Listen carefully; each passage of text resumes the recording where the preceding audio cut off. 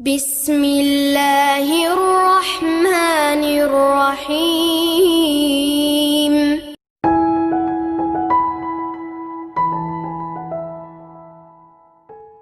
Assalamualaikum warahmatullahi wabarakatuh. Waalaikumsalam warahmatullahi wabarakatuh. Alhamdulillah wa syukurillah. Asyhadu an la ilaha illallah, asyhadu anna Muhammadar Rasulullah.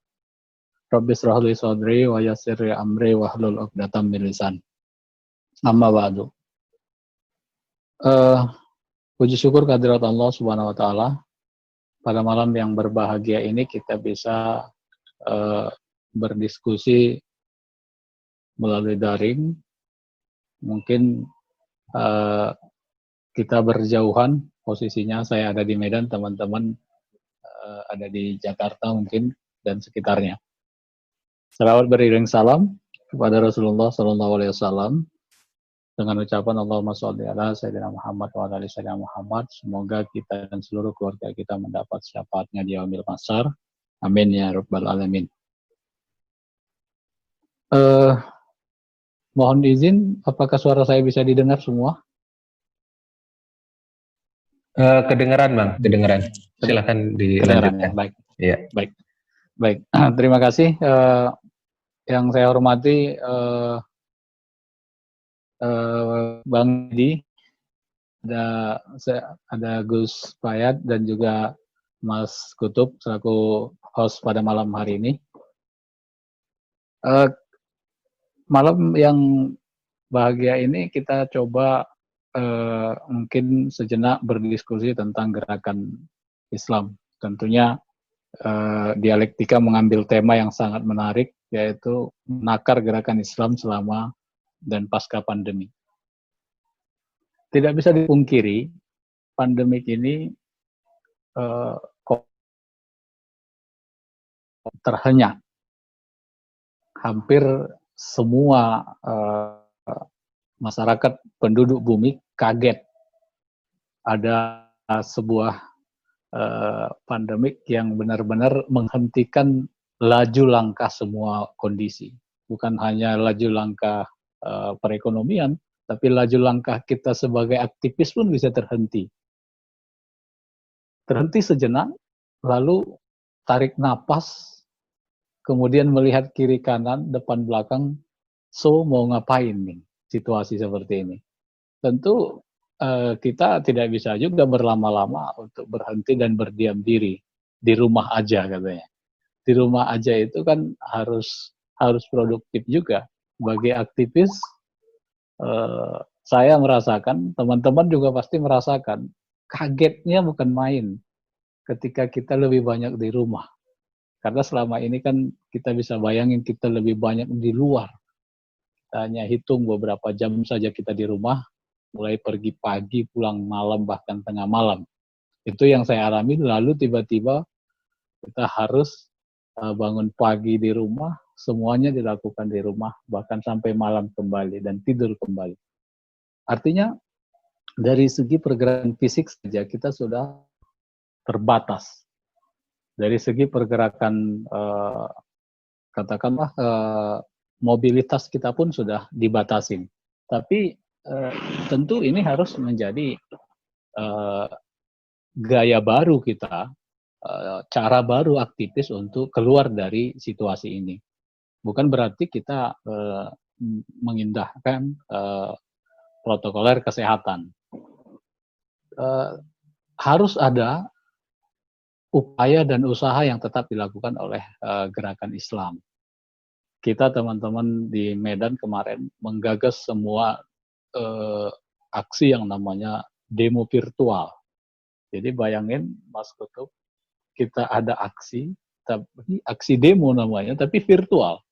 Jadi kita lakukan live seperti ini, live dan di-live-kan dengan audiens. Jadi beberapa isu kita angkat untuk menyampaikan kritikan-kritikan atau pendapat-pendapat kita kepada baik pemerintah maupun stakeholder yang memegang kekuasaan. Tapi hari ini adalah hari pertama aksi unjuk rasa. Kalau Mas Kutub mengikuti mulai dari tadi siang, teman-teman yang ada di DPR, di depan gedung DPR RI mereka turun ke jalan kembali. Ribuan orang tumpah di sana lalu menyampaikan menolak dengan keras tentang RUU HIP yang betul-betul sangat menohok bagi bangsa ini. Dan anehnya lagi, bisa ya undang-undang seperti itu sampai di prolegnas. Saya nggak habis pikir juga ya. Karena setahu saya pernah menjadi staf ahli di DPR RI selama 7 tahun lebih. Setahu saya untuk masuk kepada prolegnas itu cukup ketat seleksinya. Karena ada ratusan juga undang-undang yang lain menanti untuk masuk ke dalam prolegnas. Apalagi ini sudah menjadi sebuah RUU yang sudah dirancang. Ya, faktanya ini, sadar atau tidak sadar, ada upaya-upaya sistematis yang dilakukan pihak-pihak lain untuk menggerogoti keutuhan bangsa ini. Lalu yang dibenturkan adalah Islam. Jadi selalu memang bangsa ini ketika berhadapan dengan para pemberontak, para katakanlah orang-orang yang ingin merusak bangsa ini, ya biasanya berbenturannya itu langsung dengan umat Islam. Jadi memang kita tidak bisa memungkiri umat Islam harus lebih siap dibanding yang lain. Umat Islam harus lebih peka melihat situasi dan kondisi ini, lalu bergerak, berjuang untuk menyuarakan hal-hal yang dianggap tidak seharusnya dilakukan. Hari ini ya lembaga tinggi negara itu diuji oleh sebuah RUU yang sangat menghebohkan Republik ini saat ini. Tapi sebelum isu RUU HIP ini atau isu komunis ini mencuat saat ini, perlu diperhatikan sebenarnya umat Islam ini hanya konsumsi politik. Jadi semua pergerakan-pergerakan sejak awal dari baik sebelum kemerdekaan sampai ke era kemerdekaan, pasca kemerdekaan, sampai Orde Baru, bahkan sampai reformasi, sampai saat ini pun umat Islam belum pernah merasakan buah yang sesungguhnya dari perjuangan-perjuangan itu. Masih mulai merasakan, masih mulai mencicipi bagaimana hasil dari perjuangan para ulama-ulama kita dulu. Kemerdekaan bangsa ini tidak mudah didapatkan dan tidak mungkin juga diwujudkan tanpa perjuangan ulama, perjuangan aktivis-aktivis Islam saat itu. Tapi ketika bangsa ini mulai bergerak menjadi bangsa yang maju, mengarah kepada maju, bangsa yang mulai berkembang, tapi umat Islam itu terpinggirkan dengan sendirinya. Ini yang menjadi catatan sebenarnya bagi kita. Perjuangan Islam, perjuangan pergerakan Islam itu sejak awal penuh toleransi yang dilakukan umat Islam. Justru bagi pandangan saya pribadi, toleransi itulah yang akhirnya membuat kita selalu mengalah, lalu ya kalau hitung-hitungan politik kalah. Hilangnya 7 kata dalam Pancasila itu adalah kekalahan awal umat Islam secara politik. Tapi itu dilakukan para pendiri bangsa ini demi keutuhan NKRI, demi toleransi yang begitu tinggi. Bayangin aja umat Islam terbesar di dunia ini harus mengalah penuh kepada minoritas. Jadi logikanya seharusnya yang mengalah itu minoritas. Tapi pun demikian, para pendiri bangsa ini, para ulama kita itu dengan wise menerima permintaan yang minoritas itu. Bayangin coba, ada permintaan yang minoritas dari ujung sana, dari ujung timur, untuk membuang kata-kata yang sangat fundamental, sangat penting bagi umat Islam, tapi demi keutuhan bangsa itu dilakukan. Kemudian kalau kita melihat reformasi ini juga tidak bisa menghasilkan harapan yang kita impi-impikan umat Islam sepenuhnya. Apalagi di periode sekarang ini kita malah dihadapkan dengan situasi yang uh, berhadapan langsung gitu dengan teman-teman di nasionalis. Pertanyaannya sederhana, teman-teman nasionalis itu juga mayoritas Muslim. Kita hampir 80% di Indonesia ini Muslim. Jadi kelompok nasionalis dengan kelompok Islam sekarang dibenturkan, dihadap-hadapkan untuk menyelesaikan sebuah persoalan-persoalan yang semestinya tidak polanya seperti itu. Pilpres kemarin adalah menjadi catatan sejarah bangsa ini terbelah begitu kental, dan sampai sekarang di masyarakat paling bawah perpecahan itu masih ada antara kubu 01, kubu 02. Di masyarakat itu belum menyatu, mencair gitu. Tiba-tiba sekarang dihadapkan dengan isu yang harus juga dihadapkan umat Islam, tentunya yang paling resah dengan situasi ini. Sementara elit politiknya sudah cair. Elit politiknya sudah bagi-bagi kekuasaan. Bagi saya mengikuti proses dari pergerakan ini sejak detik-detik menyampaikan calon antara 01 dan 02, saya melihat bahwa umat Islam itu selalu menjadi objek yang dimanfaatkan. Para ulama, para kiai, para ustadz harus memahami sejak awal atau mulai dari sekarang bahwa ketika bicara politik ada panggung depan, ada panggung belakang. Sayangnya para ulama-ulama kita ini terlalu polos melihat panggung itu. Ya, mereka melihat seolah-olah panggung ini apa yang di depan mata itulah segalanya. Maka ketika terjadi sesuatu hal setelah itu, maka kaget, maka heran kenapa bisa berbalik seperti itu. Sama seperti ketika Prabowo memutuskan untuk bergabung di kabinet. Bagi kelompok yang selama ini berjuang mati-matian bersama Prabowo, itu bagaikan siang hari itu disambar petir rasanya melihat Prabowo menerima tawaran menteri itu. Tapi dalam pandangan politik itu sah-sah saja. Karena pandangan politik itu dia melihatnya secara utuh dia. Dia lihat secara utuh bahwa ketika berperang ya bertarung, ketika itu harus memikirkan bagaimana keberlangsungan kekuasaan politik, partai politik. Prabowo juga harus memikirkan bagaimana keberlangsungan Gerindra kalau terus menjadi oposisi. Itu yang menjadi catatan penting bagi para ulama. Para ulama, para kiai kita ini, ketika kemarin ada di panggung politik, mereka lupa bahwa ada di panggung politik. Seolah-olah mereka masih merasa ada di panggung dakwah. Di panggung dakwah, para kiai, para ulama, para ustadz ini adalah orang yang kelas memang sudah diakuin, sudah itu keahliannya. Tapi ketika dia ada di panggung politik, di sini harusnya mereka menjadi makmum. Panggung politik itu tidak bisa disamakan secara terang-terangan dengan panggung dakwah.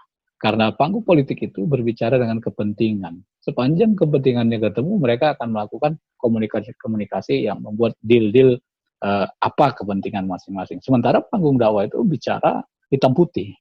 Tapi ketika para ulama kita, para kiai-kiai kita tadi ada di panggung politik itu, ya mungkin mereka tidak sadar kalau mereka ada di panggung politik.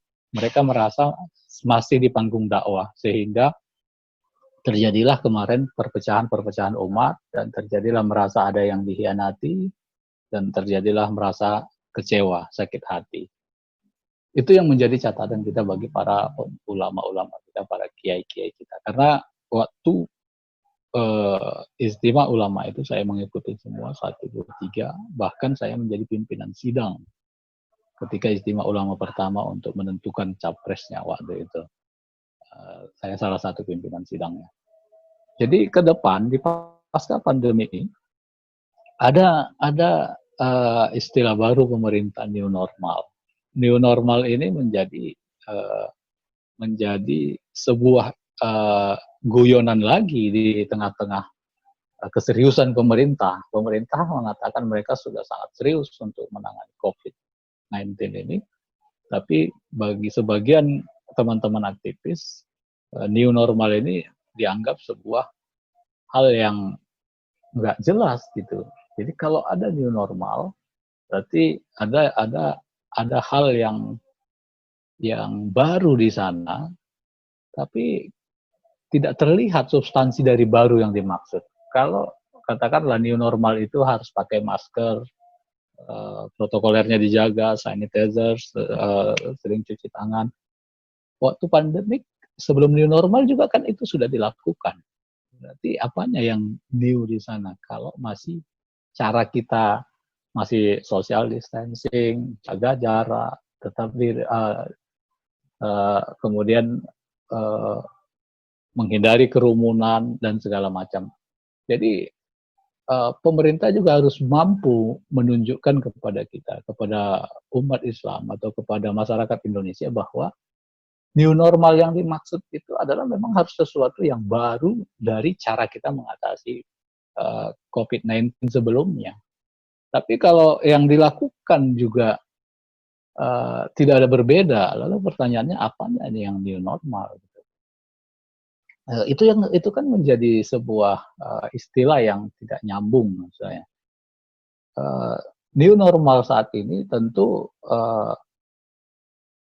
menjadi mainan akhirnya. Tapi yang paling penting juga bagi kita adalah bagaimana kita aktivis Islam, gerakan Islam ini melihat bahwa ke depan memang kita tidak boleh menjadi objek mainan politik lagi. Umat Islam harus menentukan sikap politiknya dengan tegas. Umat Islam harus memang ikut andil dalam permainan itu, tapi tidak hanya menjadi korban dalam permainan itu. Jadi aktivis-aktivis Islam itu harus mempersiapkan diri. Sekarang sudah saatnya aktivis-aktivis muda, aktivis-aktivis yang selama ini di balik meja, sudah saatnya terjun ke lapangan. Ini eranya orang muda gitu. Ini eranya orang muda memperlihatkan kemampuan yang sesungguhnya. Jangan lagi selalu berada di balik meja, kemudian di balik notebooknya. Lalu, tapi harus muncul karya-karya nyata. Harus muncul upaya dan gerakan yang nyata dalam membangun masa depan umat Islam. Kalau umat Islam ini tidak membangun masa depannya, maka sulit rasanya umat Islam ini bisa menikmati kemerdekaan yang sesungguhnya. Tapi lebih kepada kemerdekaan semu. Bagaimana tidak semu? Ketika kita mau melakukan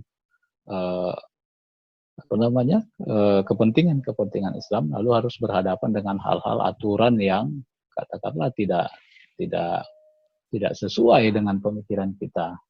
Lalu kita dibatasi dengan hal-hal yang sebenarnya tidak seharusnya dibatasi. Ya, yang menjadi catatan pentingnya juga adalah umat Islam tidak boleh diam. Mengkritik pemerintah, melakukan aksi demo itu bukan sesuatu yang dilarang oleh undang-undang. Tapi juga umat Islam tidak boleh takut dalam situasi pandemik ini. Jadi jangan pandemik ini menjadi sebuah alasan kita untuk tidak melakukan gerakan, untuk tidak melakukan kebaikan. Akhirnya pandemik ini nanti meruntuhkan semua yang ada di dalam diri kita, termasuk keimanan kita akhirnya. Kalau kita tidak melakukan sebuah upaya dan usaha untuk bisa mengatasi pandemik itu. Pandemik itu ya harus dilawan gitu. Dilawan itu tidak boleh diam diri. Nggak mungkin kita di rumah saja melawannya. Nggak mungkin kita diam saja melawannya. Kalau pandemik saja tidak bisa kita hadapin, bagaimana kita mau menghadapin masalah bangsa ini yang begitu kompleks gitu, yang begitu banyak yang harus kita tuntaskan, apalagi masalah-masalah keumatan. Mungkin itu yang menjadi catatan penting, Mas Putu, nanti mungkin kita diskusikan apa hal-hal yang teknis gerakan mungkin kalau terkait dengan yang dilakukan di masa-masa seperti ini. Oke, terima kasih Bang Tumpal atas penjelasannya. Ada beberapa poin yang saya catat di sini. Bahwa sadar atau tidak sadar, sebenarnya ada upaya-upaya menggerogoti bangsa ini, salah satunya melalui RUU HIP itu ya Bang. Di mana saat ini mulai dengan hari ini Jakarta sekarang sudah mulai banyak lagi demo-demo, demo-demo terkait dengan RUU ini. Kemudian tadi yang disampaikan oleh Bang Tumpal juga bahwa umat Islam saat ini hanya dijadikan konsumsi politik atau objek yang dimanfaatkan oleh orang-orang tertentu sebenarnya, dan itu merugikan bagi kalangan umat Islam ya. Kemudian tadi juga Bang Tumpal jelaskan bahwa ada banyak peran-peran yang diambil oleh ulama-ulama yang bias. Dia tidak beliau-beliau ini tidak bisa membedakan antara panggung politik dengan panggung dakwah gitu. Kalau dakwah itu hitam putih, sementara politik itu adalah kepentingan. Kemudian sudah saatnya saat ini aktivis muda juga harus terjun ke lapangan, mengambil peran politik dalam membangun masa depannya. Begitu ya Bang Tumpal tadi hasil catatan saya terkait dengan apa yang disampaikan oleh. Apa nih? Saya tidak dengar suara Mas Kutub nih. Kedengaran nggak kalau sekarang? Kedengaran Bang? Halo? Oke, terima kasih Bang Tumpal. Saya ingin beralih ke Bang Haji Dedi Mulawarman. Tadi yang disampaikan oleh Bang Tumpal terkait dengan dinamika perpolitikannya. Kemudian bagaimana tantangan dan strategi apa sebenarnya yang harus diambil oleh gerakan Islam saat ini, Bang Haji Dedi. Silahkan waktunya 20 menit. Ya, terima kasih. Assalamualaikum warahmatullahi wabarakatuh. Waalaikumsalam warahmatullahi wabarakatuh. Alhamdulillah, alhamdulillah, alamin. Sallallahu ilaha illallah, sallallahu Muhammadan abduhu wa rasuluh. Ma'abad. Kedengaran ya? Kedengaran, Bang. Oke. Jadi Indonesia ini dibangun oleh para ulama yang memang concern terhadap kekuatan dan kemandirian, dan itu ditunjukkan lewat legitimasi proklamasi gitu ya. Kalau kita lihat, Soekarno itu adalah anak ideologis dari Cokroaminoto, dari faksi nasionalis gitu ya. Meskipun tetap beliau adalah anak ideologis Pak Cokro. Hingga bahkan Pak Karno sendiri bilang, cerminku adalah Cokroaminoto. Jadi kalau saudara-saudara melihat Pak Karno orasi begitu, sebenarnya kita sedang melihat Pak Cokro. Nah, di satu sisi Bung Hatta itu biasanya kita kenal sebagai ekonom, gitu ya. Padahal beliau itu kan sosok yang Muslim kuat gitu ya. Apalagi beliau adalah dari Sumatera Barat yang sangat kental Islamnya. Bahkan beliau itu adalah murid dari salah satu tokoh ulama tasawuf di Sumatera Barat. Nah, artinya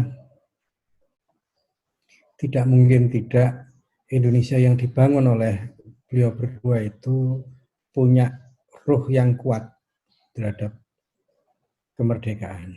Belum lagi kalau kita lihat para pendiri gitu ya, Kiai Hasyim Asy'ari, kemudian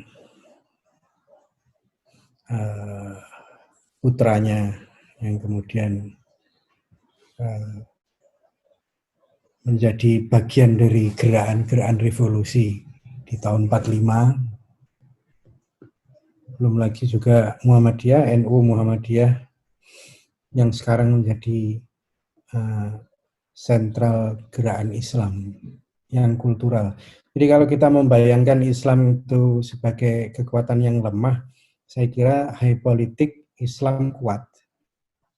Karena NU Muhammadiyah itu punya jejaring politik, high politik yang tinggi di hampir seluruh kekuatan negara. Meskipun secara kultural mereka adalah organisasi yang sangat sosial, gitu ya, sangat kultural. Dan semua baik NU Muhammadiyah itu kan satu awalnya dari sama bersama Pak Cokro, Yai Wahab, Ahmad Dahlan itu kan penggerak-penggerak yang kemudian menginspirasi seluruh gerakan kemerdekaan. Itu poin pertama. Artinya Islam secara kultural sebenarnya tidak serta-merta tidak punya peran. Gitu ya. Nah, mengapa kita memahami Islam sekarang di Indonesia itu seakan-akan Islam sangat terpinggirkan. Bisa jadi karena ada gerakan-gerakan yang mirip seperti tahun-tahun di masa gerakan pra-kemerdekaan Hindia Belanda. 1924 itu kan kejatuhan Turki.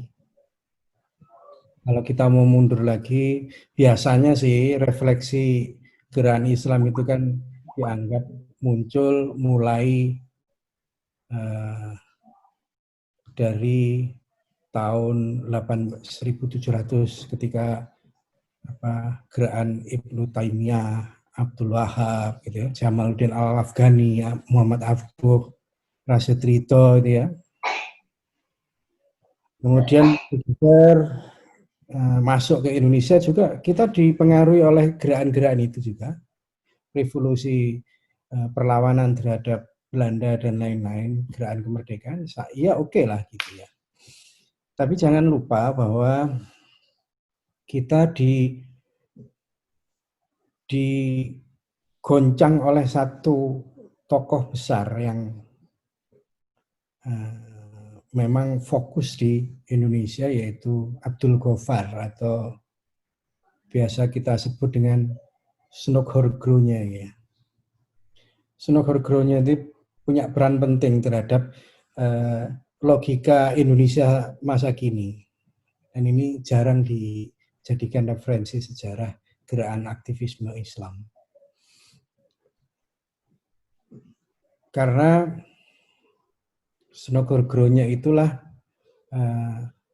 Belanda kemudian punya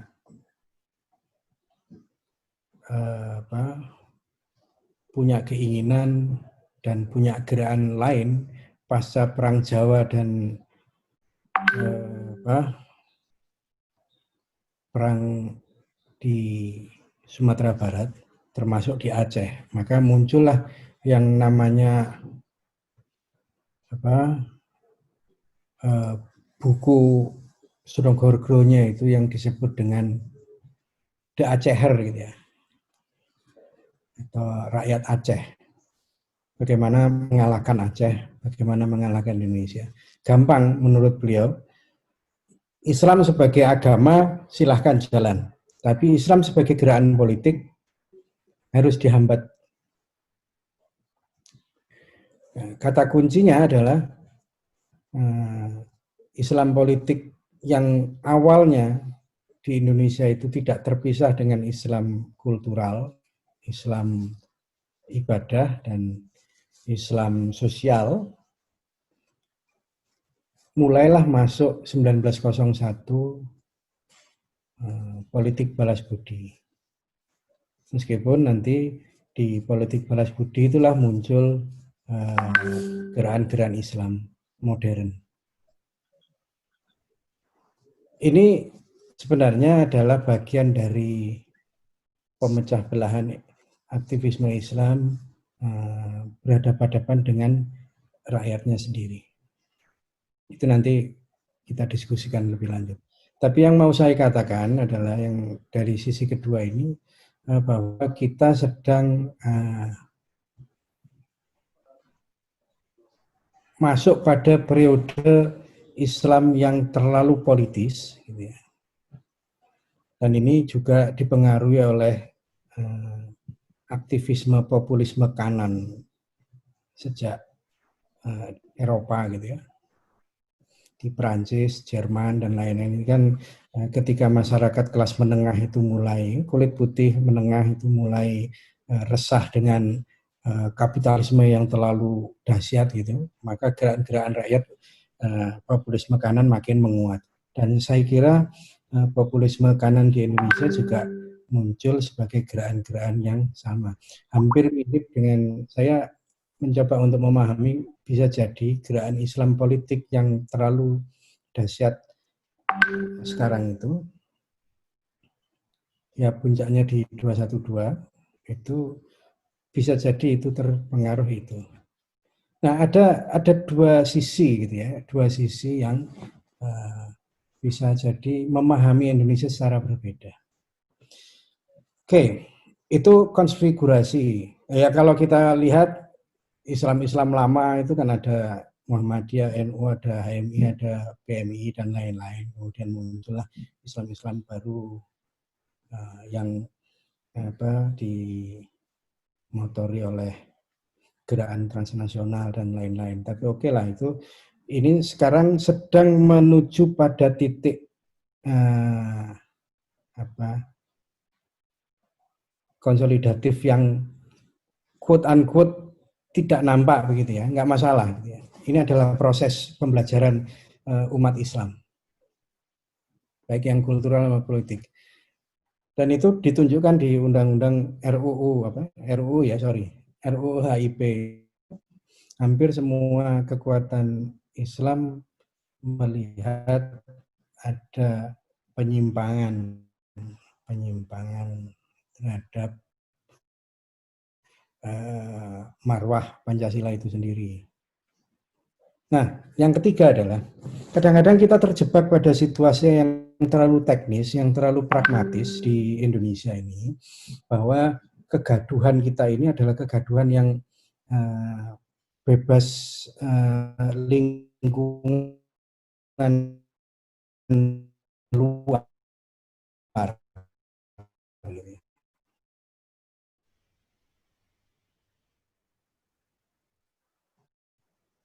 Padahal ketika pandemi itu, COVID dan Indonesia ini masuk ke periode periode yang makin meningkat, belum turun-turun juga gitu ya. Bisa jadi ini adalah kurva normal kedua. Tapi kalau saya tidak mau lihat itu terlalu teknis gitu ya. Tapi kita lihat 19 ini adalah bagian dari pertempuran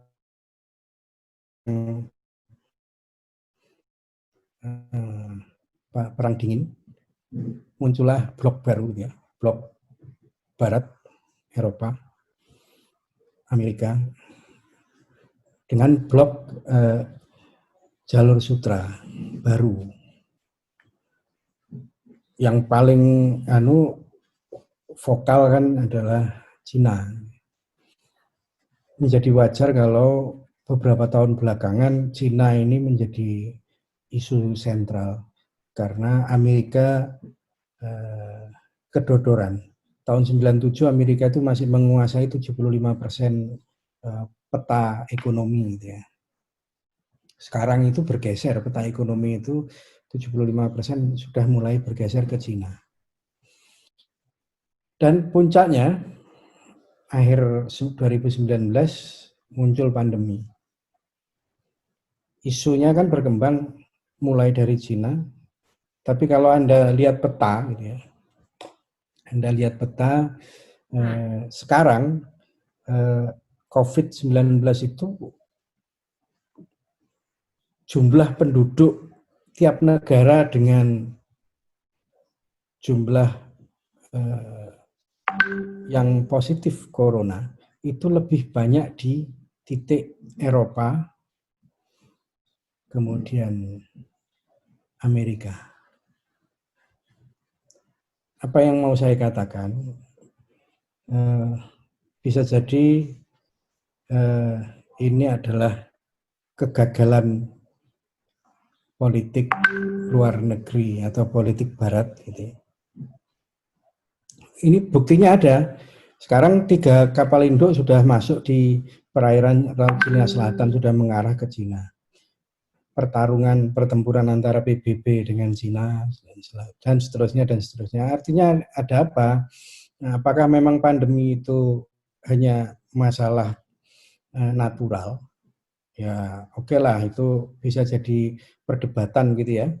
Apakah itu natural atau itu memang lebih bersifat tidak natural, itu bisa jadi diskusi yang lain.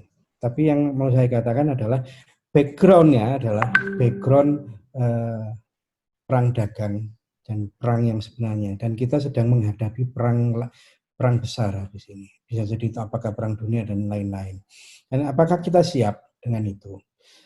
Kalau kita mau konfirmasi ke masa tahun 24, tahun 45 itu kan juga sama, ada perang dunia kedua di mana aktivisme Islam itu bersatu di bawah Sarekat Islam. Di sana ada Islam tradisional, ada Islam modern, dan hampir semua masuk di ruang yang sama. Meskipun nanti kemudian akibat Snok-Gorgronnya masuk, Snok-Gorgronnya memecah belah itu menjadi berkeping-keping.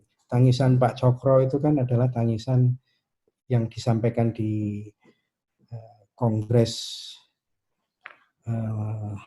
kongresnya siapa itu? Jong Islam Wittenbond tahun 28 ketika sudah mulai habis-habisan ini SI, muncul NU, muncul Muhammadiyah, muncul gerakan-gerakan Islam yang lain, dan seterusnya dan seterusnya. Di masa yang sama, kalau kita lihat 1913 sampai 1930, Indonesia sedang pandemi juga. Malang itu pusatnya pandemi pes, gitu ya, pes Spanyol. Apa yang dilakukan Pak Cokro, apa yang dilakukan oleh gerakan-gerakan Islam? Mereka tetap melakukan konsolidasi. Dan kita tidak punya peta untuk itu. Karena kita terjebak pada situasi politik yang terlalu praktis, tarik-menarik. Oke, tadi saya yang di awal kan sudah ngomong poin pertama, poin kedua tadi peta global. Poin ketiga adalah sebenarnya saya mau mengatakan bahwa kita selalu saja memotret Indonesia itu dalam kerangka yang sangat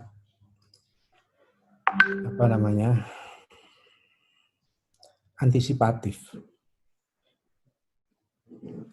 Di masa Pak Cokro, di masa Yai Hasyim, Yai Wahab Hasbullah, Yai Ahmad Dahlan, dan seterusnya, tokoh-tokoh lama, mereka melakukan gerakan terstruktur. Sejak 1916, proklamasi pertama di Bandung, hampir semua tokoh Muslim hadir di sana, termasuk Yai Ahmad Dahlan. Mendukungkan yang namanya Zilvestun atau proklamasi pertama. Di situ juga sudah disebutkan 1916, 29 tahun yang akan datang ketika kita bisa membuat peta terstruktur, kaderisasi kita jalan, konsolidasi kita jalan, intelektualitas, moralitas, dan agenda kultural masa depan kita jalan secara bersama-sama, maka kita akan bisa merdeka. Dan ternyata benar, 29 tahun kemudian Indonesia merdeka 1945. Tapi kita lihat Sejak itu, rebutan politik kekuasaan, rebutan ekonomi, dan lain-lain. 65 kita dijebak oleh agenda komunisme. Whatever itu urusan dalam negeri dan lain-lain, dan yang sekarang itu kita tarik lagi bahwa ini agenda komunis dan lain-lain hari ini. Tapi yang harus saya ingatkan adalah tahun 65 itu adalah agenda antisipatif, tidak punya gerakan kekuatan yang terstruktur. Sama dengan 98, reformasi adalah gerakan yang terlalu antisipatif akibat ekonomi yang ambruk. Apa yang mau saya katakan? Bahwa 65-98 dan sekarang adalah agenda yang sporadis, terlalu politis, pragmatis, dan kepentingannya sosial jangka pendek. Wajar kalau umat Islam sekarang tercerai-berai, saling berhadapan-hadapan, bahkan saling rebutan jatah menteri, jatah presiden, jatah wakil presiden yang tidak punya agenda jelas jangka panjang. Maka yang mau saya katakan adalah Islam akan kuat kalau kita punya kekuatan yang sama seperti telah diberikan contohnya pada masa-masa sebelum kemerdekaan. Artinya apa? Ayo, aktivisme Islam itu harusnya mulai mencoba membuat gerakan terstruktur, bukan gerakan antisipatif. Dan bisa kita lihat toh, puncaknya 2019, harusnya 2000 pasca reformasi itu, yang dulu 25% umat Islam di politik, sudah sampai 31%, sekarang jatuh mencapai 29% akibat aktivisme Islam berhadapan-hadapan. Dan ini 2024 kalau kita tidak bisa menyelesaikan, kita tidak bisa punya peran bersama-sama, kita akan ambruk, makin turun. Tapi yang paling penting sebenarnya, pesan paling penting adalah bukan politik dan ekonomi yang menjadi pusat kekuatan. Seluruh peradaban besar itu selalu berorientasi pada kekuatan kulturalnya. Semoga kita masih bisa mengevaluasi kesombongan-kesombongan gerakan-gerakan kultural yang sudah mapan, berhadapan-hadapan dengan kesombongan-kesombongan yang populisme kanan yang makin gencar, itu tidak menyebabkan masyarakat makin enjoy. Masyarakat makin lepas tangan dari apa yang kita inginkan bersama. Semoga kita bisa menjalin ukhuwah ya. Kata kuncinya adalah ukhuwah. Saya kira itu. Terima kasih. Assalamualaikum warahmatullahi wabarakatuh. Ya, terima kasih Bang Haji Dedi atas penyampaian materinya. Banyak sekali saya kira tadi yang disampaikan oleh Bang Haji Dedi. Yang pertama adalah bahwa Indonesia ini dibangun oleh para ulama dengan menggunakan high politiknya. Sampai saat ini sebenarnya umat Islam itu mempunyai high politik di mana NU dan Muhammadiyah itu sendiri mempunyai peran ya sebenarnya untuk untuk mengambil peran politik di pemerintahan.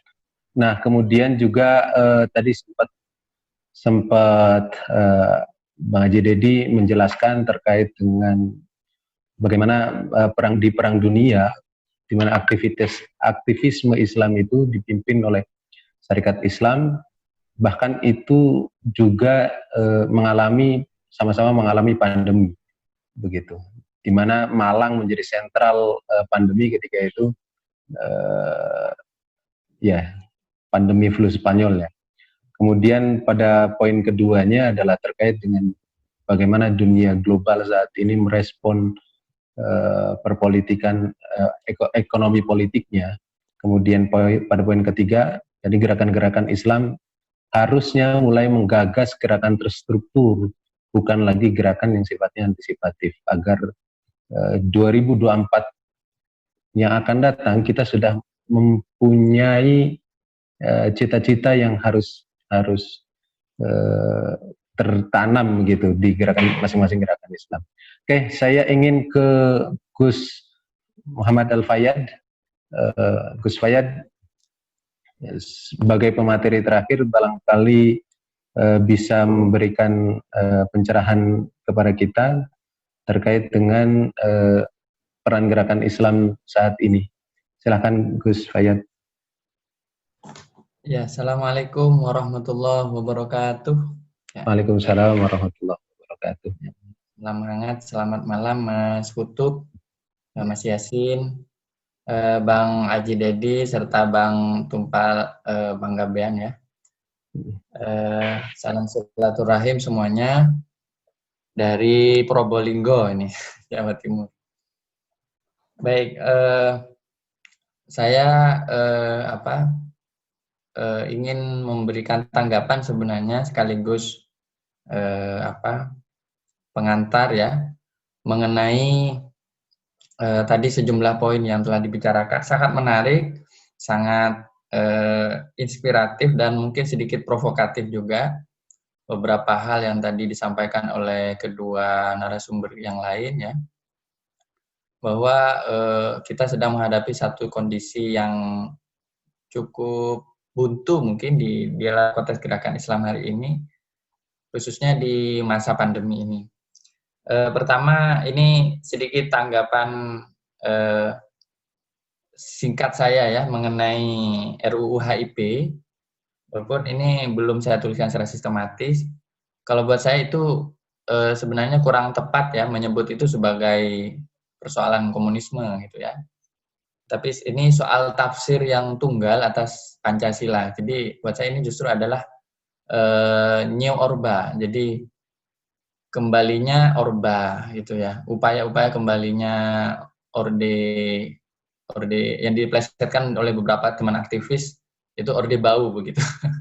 Jadi itu tafsir tunggal ini, jadi problemnya sebenarnya tafsir tunggal atas Pancasila, serta kalau ada hal-hal yang ditakutkan dari penyingkiran agama, itu bukan, buat saya itu adalah sekularisme ansif, itu bukan problem komunisme. Jadi buat saya kurang tepat ketika tadi misalnya di aksi itu ada yang menyerukan gitu. Saya kira yang rezim atau sebagian pengurus publik di negara kita ini yang berasal dari partai-partai yang disebut nasionalis, itu sebenarnya sedang tidak menjalankan agenda nasionalis, tapi justru kalau kita lihat prakteknya ultra nasionalis atau mungkin sekuler ya, sekuler yang sekuler radikal mungkin saya menyebutnya. Kemudian ini juga saya kira ada satu refleksi yang menarik tentang keterjebakan gerakan Islam pada hal-hal yang sifatnya oportunistik, strategis, jangka pendek. Saya ingin tambahkan juga keterjebakan di dalam agenda-agenda elit ya, elit oligarkis ya. Jadi ada satu kata kunci yang tadi kurang disebutkan, yaitu tentang oligarki. Oligarki itu siapa ya? Termasuk ya orang-orang yang juga kemarin didukung oleh 212 begitu. Itu contoh bahwa sebenarnya memang kita dalam satu dinamika yang sangat rumit sebenarnya, karena gerakan yang ada di jalan atau gerakan ekstraparlementer jalanan oleh para aktivis Islam itu juga di satu sisi terkadang memiliki pertemuan kepentingan yang sama dengan sejumlah elit oligarki. Nah, ini keterjebakan ini saya kira harus juga direfleksikan secara serius ya, supaya nanti pasca pandemi, kalau nanti memang benar-benar ada situasi pasca pandemi, ini menjadi satu satu poin yang baru gitu, satu pencerahan bagi gerakan Islam. Dan saya ingin sedikit memulai dulu tentang paparan saya ini dengan mengutarakan visi saya atau pandangan saya, dan berangkat dari pengalaman saya berorganisasi bersama kawan-kawan di basis-basis akar rumput ya, khususnya di permasalahan-permasalahan menyangkut agraria, kemudian miskin kota, dan gerakan-gerakan misalnya kaum adat ya, masyarakat adat yang termarginalkan dan seterusnya. Ini pertama ada beberapa visi yang mungkin sedikit memberi ada perbedaan ya dengan yang tadi dikemukakan oleh kedua narasumber. Pertama, buat saya gerakan Islam itu visinya bukan sekadar narasi kebangsaan, artinya bukan sekadar persoalan bagaimana kita memikirkan bangsa kita, tapi ini ada tugas buat saya satu misi internasionalisme sebenarnya. Jadi internasionalisme itu dalam arti rahmatan lil alamin ya. Nah, di sini saya kira kita juga perlu meninjau titik tolak gerakan Islam kalau hanya dipikirkan dalam kerangka nation state. Misalnya kita membaca polemik soal atau kegaduhan soal RUU HIP itu, haluan ideologi Pancasila itu kan masih dalam kerangka itu. Jadi soal kerangka nation state yang belum selesai. Padahal persoalan global, misalnya ada satu persoalan global yang luput kita respon selama pandemi ini, misalnya isu rasisme yang hari-hari ini meledak di berbagai negara. Nah, ini kan satu contoh bahwa kita belum mampu mengkonekkan ya, menghubungkan antara kesadaran nasional dengan kesadaran global dalam konteks gerakan Islam. Jadi kalau buat saya ini memang titik tolaknya harus berbeda. Kita harus berpikir sekarang itu internasionalisme. Internasionalisme itu bukan khilafah ya, bukan dalam bentuk khilafah. Maksud saya khilafah itu sebenarnya adalah bentuk formal saja, tapi bentuknya nanti bisa opsional. Tapi maksud saya begini, khilafah atau bukan, kita sebutnya khilafah atau bukan lah ya, tapi ini adalah suatu bentuk kedaulatan pada tataran global ya, pada tataran antar negara gitu ya, di mana umat Islam itu memiliki satu keprihatinan pada situasi kemanusiaan secara umum itu. Misalnya begini, ini karena soalnya agak sensitif kita ngomongin soal khilafah itu belakangan menjadi sangat fobia, apalagi nanti kalau RUU HIP ini diresmikan, wah ini tambah nanti bisa represif itu. Ini saya kira ini tafsir tunggal ini bisa berbahaya betul ya. Saya juga sangat tidak setuju gitu ya. Tapi maksud saya begini, titik tolaknya itu kalau kita baru berpikir nasionalisme, ini akan ada banyak problem yang tidak terpecahkan hari ini itu ya, itu poin saya. Jadi kalau titik tolaknya kita geser ke arah internasionalisme dalam arti kemanusiaan pada level global, maka orientasi gerakan Islam itu akan juga mengalami satu lompatan, dan ini harus juga diimajinasikan sebenarnya oleh para aktivis Islam. Nah, salah satu eksperimennya tentu adalah, atau contoh yang bisa kita address ya, kita respon adalah problem rasisme hari ini. Nah, ini kan perlu mendapat respon, karena saya kira kelemahan dari teman-teman aktivis Islam yang tadi dikritik ya oleh Bang Aji ya, sebagai populis kanan itu adalah misalnya bermain pada isu-isu yang sangat selektif ya, tidak universal. Misalnya, kalau di Palestina ada penindasan, kita suara tentang Palestina, tapi kita tutup mata pada apa yang terjadi di Amerika misalnya, walaupun itu sebenarnya perlu kita jawab juga. Kemudian yang kedua, argumen dari internasionalisme ini, maksud saya visi ini adalah istilah di dalam Al-Quran sendiri yang disebut dengan al-mustad'afina fil ardh ya. Jadi di Al-Quran itu dijelaskan bahwa al-mustad'afin, orang-orang yang dilemahkan atau orang-orang yang mengalami keterpinggiran, dipinggirkan lebih tepatnya, itu tidak memiliki negeri, dia ada di atas bumi. Tidak ada al-mustad'afin fi Indonesia, fi Palestina, tidak. Tapi yang dalam Al-Quran itu adalah al-mustad'afin fil ardh. Nah, ini kan menunjukkan satu sifat global dari sebenarnya gerakan Islam yang nanti bisa dibangun gitu ya. Kemudian juga yang kedua ini saya kira poin dari gerakan Islam yang buat saya sudah saatnya kita pikirkan itu adalah dia harus bergerak pada isu-isu substantif ya, menyangkut umat ya, dan umat ini juga luas dalam arti beragam, sangatlah beragam dengan berbagai orientasinya. Ya. Jadi alih-alih simbolik, ya, alih-alih simbolik saja. Nah ini sekali lagi sepertinya isu-isu di selama pandemi ini masih berkutat pada isu-isu simbolik. Ya. Saya ingin menanggapi misalnya ada selain isu rasisme, ada 3 isu yang lain yang selama ini, selama pandemi 2 bulan sampai 3 bulan terakhir ini kurang mendapatkan perhatian dari para aktivis Islam. Misalnya mengenai dampak dari pandemi terhadap kehidupan buruh ya. Ada jutaan buruh yang di PHK, dirumahkan, atau dipecat begitu saja tanpa ada jaminan ya untuk dipekerjakan kembali. Ini saya kira satu sedikit gambaran isu ini tidak pernah menjadi satu isu politik yang hangat di kalangan umat Islam, maksudnya dibaca sebagai tugas dari gerakan Islam, tapi hanya dibaca sebagai dampak sosial ekonomi saja dari situasi pandemi. Nah, padahal ini sangat-sangat saya kira sangat menentukan bagi umat Islam. Kenapa? Karena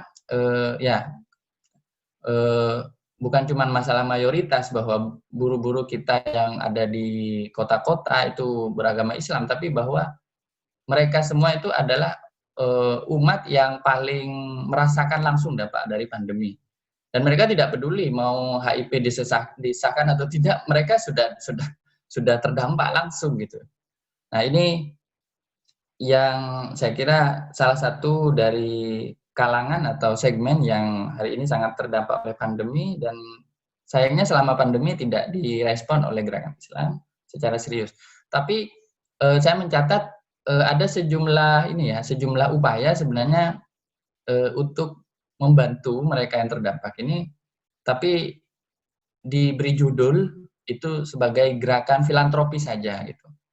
Ya walaupun itu filantropi juga bagian dari gerakan Islam yang kita melihat misalnya ada mobilisasi yang luar biasa dari ormas-ormas Islam. Artinya kita merasakan adanya satu keprihatinan bersama, tapi ini tidak pernah muncul di dalam wacana publik sebagai satu persoalan politik. Ya, misalnya korupsi di sektor anggaran untuk pandemi ini itu kan gila-gilaan hari ini. Saya kira banyak sekali perusahaan-perusahaan itu yang disubsidi. Ini tapi nggak pernah ada fatwa-fatwa misalnya dari ormas-ormas Islam mengenai hal tersebut. Jadi ini ada satu ketimpangan isu buat saya khusus untuk mereka yang terdampak langsung oleh pandemi. Kemudian tentu ada masalah kriminalisasi juga. Ini yang aneh di Indonesia ini, adanya pandemi justru meningkatkan orang untuk dipenjara. Nah ini. Di sisi lain para koruptor itu diberi keringanan justru untuk masa hukumannya, dan bahkan ada sejumlah narapidana yang dilepaskan selama pandemi ini. Nah ini saya kira juga memprihatinkan, tapi tidak dapat diadres secara khusus oleh gerakan Islam. Dan yang terakhir ini adalah regulasi-regulasi yang buat saya sangat sangat membahayakan bagi bukan cuma keutuhan bangsa kita dalam arti nation state tadi, tapi juga tentang orientasi negara kita ke depan dalam menangani rakyatnya gitu, dalam memperlakukan rakyatnya. Nah, sebagai contoh misalnya ada undang-undang Minerba yang sudah disahkan itu, kemudian ada rancangan undang-undang Cipta Lapangan Kerja. Yang itu saya kira itu satu paket juga dengan undang-undang HIP ya.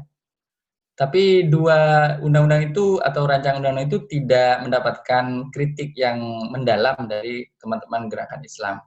Nah, ini sebagai contoh misalnya untuk undang-undang Minerba ini sangat berbahaya. Ini adalah kolonialisme baru sebenarnya, karena akan ada ribuan kontrak tambang yang akan dibuka dan diperpanjang di seluruh Indonesia.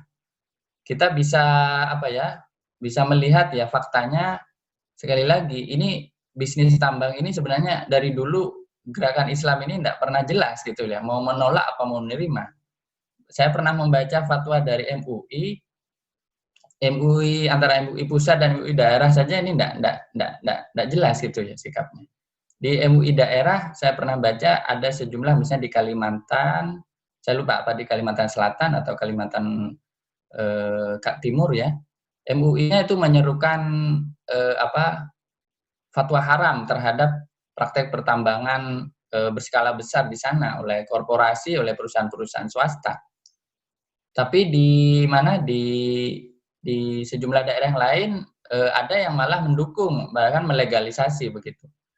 Mungkin bukan MUI secara khusus, tapi sejumlah tokoh agama yang juga saya kira tidak mampu menunjukkan keberpihakannya. Nah, ini contoh regulasi. Pada tataran regulasi, saya kira kita perlu berpikir, gerakan Islam ini harus punya regulasi tandingan. Kalau kita misalnya ingin menolak tadi ya, berangkat dari yang tadi disinggung berkali-kali soal undang-undang haluan ideologi Pancasila, kita harus punya tawaran tandingan. Mungkin kalau untuk HIP, saya memang setuju itu buat saya sangat tidak tepat momentumnya, dan buat saya itu juga terkesan mengada-ngada begitu. Apalagi adanya struktur formal pembina Pancasila dan lain-lain itu buat saya sangat sangat birokratis ya, dan tendensinya atau kecenderungannya adalah ke arah tafsir tunggal atas Pancasila. Dan ini sangat berbahaya, apalagi setelah ormas seperti HTI kemarin dibubarkan secara legal formal gitu. Misalnya itu ini bisa menjadi presiden yang tidak baik bagi gerakan-gerakan Islam yang lain yang mungkin lebih moderat gitu. Kemudian ya tentu saya tidak lupa bahwa NU dulu juga pernah dipukul dengan isu Pancasila juga. Jadi saya kira ini banyak pengalaman traumatik juga dari gerakan Islam menghadapi politisasi atas Pancasila. Kemudian untuk undang-undang yang kedua undang-undang yang lain ini belum ada tawaran tanding ya, atau counter naratif ya, narasi tandingan dari gerakan Islam. Misalnya ayo kita punya desain misal tentang bagaimana menciptakan lapangan pekerjaan. Nah ini kalau kita misalnya berbicara tentang gerakan Islam, kita juga berbicara tentang gerakan ekonomi ya. Tapi gerakan ekonomi yang berkembang bahkan selama pandemi ini ya buat saya tidak mengubah apa-apa gitu ya. Walaupun kemarin misalnya Pak Wapres ya, Kiai Ma'ruf Amin itu mendapatkan honoris causa, kemudian beliau ceramah, gerakan ekonomi kita harus melawan kapitalisme katanya beliau. Tapi kata saya, ini tawaran konkretnya apa? Bentuk undang-undang, konstitusinya seperti apa? Nah di sini partai-partai Islam yang ada di parlemen hari ini tidak mampu memberikan itu. Nah begitu juga gerakan Islam yang ada di jalanan itu tidak mampu menawarkan pemikiran tandingan atas konstitusi bernegara kita, khusus pada tataran-tataran yang lebih teknis, misalnya pengaturan mineral, pengaturan sumber daya alam, pengaturan lingkungan hidup. Ya, ini saya kira sangat perlu dipikirkan oleh teman-teman gerakan Islam dimanapun. Saya kira ini sudah waktunya. Kenapa? Karena inilah sebenarnya yang merongrong Pancasila itu undang-undang yang buat saya sangat bercita rasa kolonial seperti ini ya. Kemudian saya kira ada beberapa tawaran ya mengenai beberapa format gerakan Islam. Saya tidak menyebutnya new normal ya. Saya mohon maaf, saya tidak percaya pada adanya new normal itu Mas Kutub ya. Kenapa? Karena buat saya ada itu new crisis gitu. Jadi justru krisis baru kan. Kenapa? Karena kehidupan rakyat, kehidupan umat Islam, kehidupan umat-umat beragama yang lain di Indonesia pasca pandemi ini belum tentu jauh lebih baik, malah semakin memburuk. Ya. Kenapa? Karena ketidakpastian. Ya. Ada banyak ketidakpastian. Jadi negara gagal memberikan kepastian bagi rakyatnya, ya bagi warganya. Nah, saya kira tawaran saya sebenarnya ada dua ya. Mungkin pertama pada tingkat gerakan sipilnya, artinya di luar parlemen, gerakan Islam itu harus mampu lebih banyak menggali persoalan-persoalan yang real di akar rumput dan memiliki platform bersama ya. Sekurang-kurangnya kita memang mengakui adanya perbedaan pandangan, perbedaan ideologi, perbedaan basis, anggota, dan sebagainya. Itu wajar buat saya. Ikhtilafu ummati rahmatun. Perbedaan umatku, sabda Nabi, adalah rahmat. Gitu ya. Tapi maksud saya, kita di tengah perbedaan itu harus punya satu platform. Jadi saya ingin menambahkan tadi yang dikatakan oleh Bang Aji, bahwa memang butuh ukhuwah. Tapi manifestasi konkret dari ukhuwah itu adalah adanya platform. Misalnya, di isu real soal pengentasan kemiskinan, kita punya rumus seperti ini. Nah, ini saya kira harus mulai dipikirkan gitu. Teman-teman yang ada di MUI, yang ada di ICMI, ada di NU, ada di Muhammadiyah, juga di kantong-kantong gerakan yang lain, ini harus punya satu platform. Yang ini misalnya, kita tidak setuju kalau misalnya kerjasama dengan bank ini misalnya, atau apa misalnya, itu harus ada satu platform. Dan ini menjadi satu blueprint dari pemikiran kita untuk menyelesaikan persoalan real umat hari ini. Misalnya problem ketenaga kerjaan hari ini tidak mendapatkan perhatian. Biasanya kita kan punya tawaran gitu ya. Nah, di sini saya pernah menulis bahwa yang terjadi di kalangan umat Islam hari ini itu adalah selain adanya fragmentasi gerakan, itu adalah adanya swastanisasi gerakan atau kecenderungan gerakan Islam itu menjadi urusan private masing-masing. Ya, orang NU akan merasa ini urusan kami, orang NU gitu loh. Kalau kami punya lembaga zakat, ya ini khusus untuk orang NU.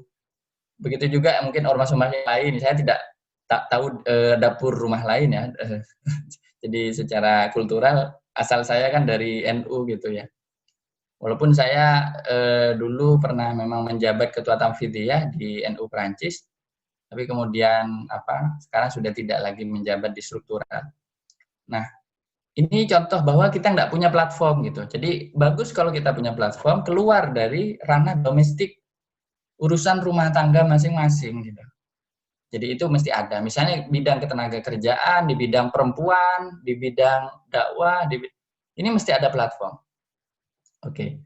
Kemudian di tingkat politik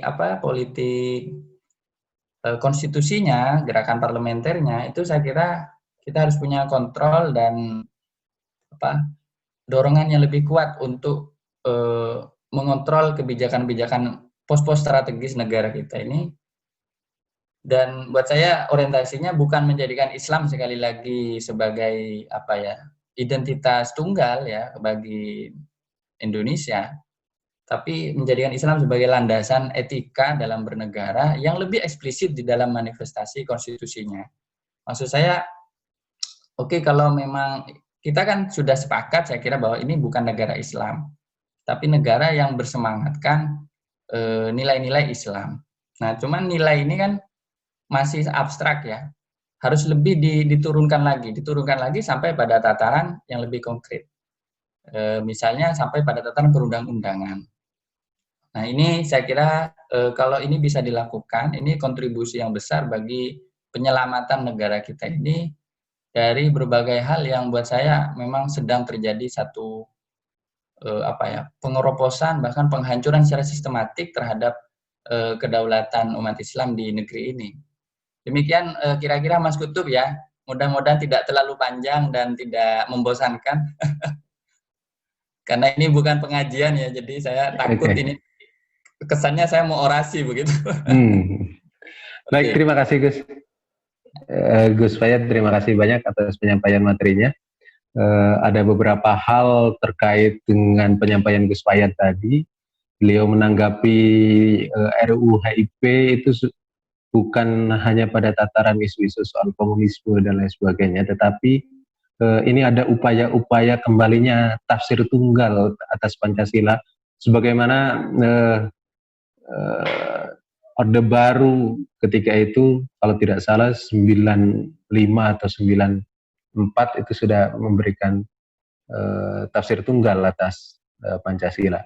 Kemudian keterjebakan gerakan Islam saat ini, kalau tadi Bang Haji Dedi mengatakan bahwa gerakan Islam saat ini lebih ke antisipatif, tapi bahasa Gus Wayat agak keras juga, oportunis dan juga lebih oligarkis ya, ya Gus. Ada beberapa poin sebenarnya yang disampaikan. Yang pertama, gerakan Islam itu visinya bukan sekedar narasi kebangsaan, tetapi juga harus berempati pada isu-isu internasionalisme, isu-isu kaitannya dengan rasisme yang saat ini melanda di Amerika Serikat maupun isu-isu internasionalisme kemanusiaan yang ada di tataran global saat ini. Kemudian yang kedua adalah gerakan pada isu-isu yang sifatnya substantif dan itu jelas keberpihakannya, yaitu misalkan pada kaitannya dengan dampak pandemi adalah keberpihakan pada buruh-buruh.